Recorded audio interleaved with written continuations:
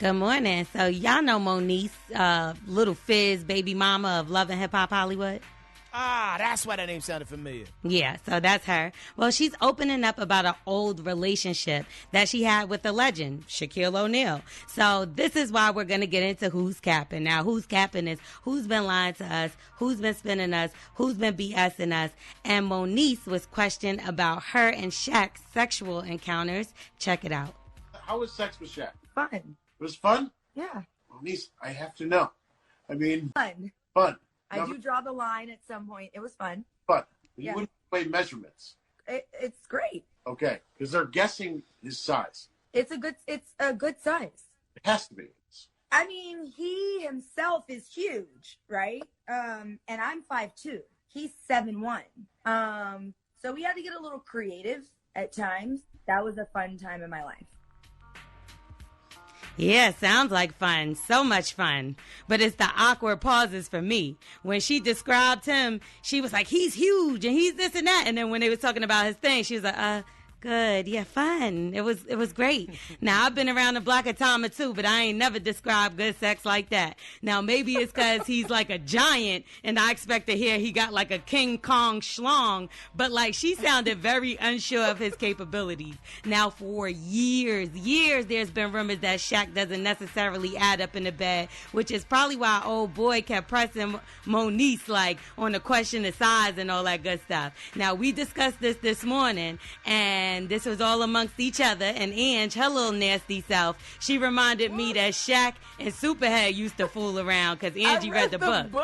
You read the book? Okay, I can't front. I read the book too. Steffens You wrote nasty. that book. It was a very popular book. I remember being in an airport, and I was like, oh, let me read it. And what started off as one page, I read the whole book by the end of the flight. It was juicy. I said you nasty. Now, Superhead actually, like you said, she discussed him in that book, and she said this, quote, Shaquille O'Neal was charmingly self-effacing about his sexual prowess and wanting to reduce my expectations. I don't even know what that means, child. What that mean, Ange? It means that he was preparing her for disappointment. Ooh, well now That's another time, what it Superhead was asked to rate her sexual partners with Rolling Out in an interview, and Shaq's name was mentioned, and her response was generous. Which makes sense because he apparently gave her $10K the first time they hooked up and $10K every time thereafter. Now, what she didn't figure out was that was called hush money, which clearly didn't work. Now, generous may pay the bills, but it don't pound the walls. Now, Moniece ended up admitting that she dated Shaq for a year before he broke it off with her because she was asking too many questions. Now, I can only assume the questions were things like, can you go deeper? Or is it in yet?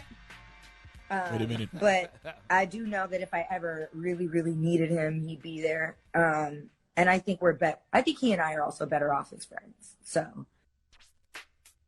Well, Shaq, at least you're not cheap, even when you do come up short. Now, Moniece, even though I think you're capping about the sex being good, I say that some caps are necessary, and you never know when you may need a generous man with $10K in his hand. By the way, Shaq's been disappointing women left and right. His mama even admitted recently to being disappointed after learning Shaq never voted before. Well, guess what, y'all? No women are voting for his head of state either. So I'm L'Oreal, and that's a nice try, Moniece, but you're capping.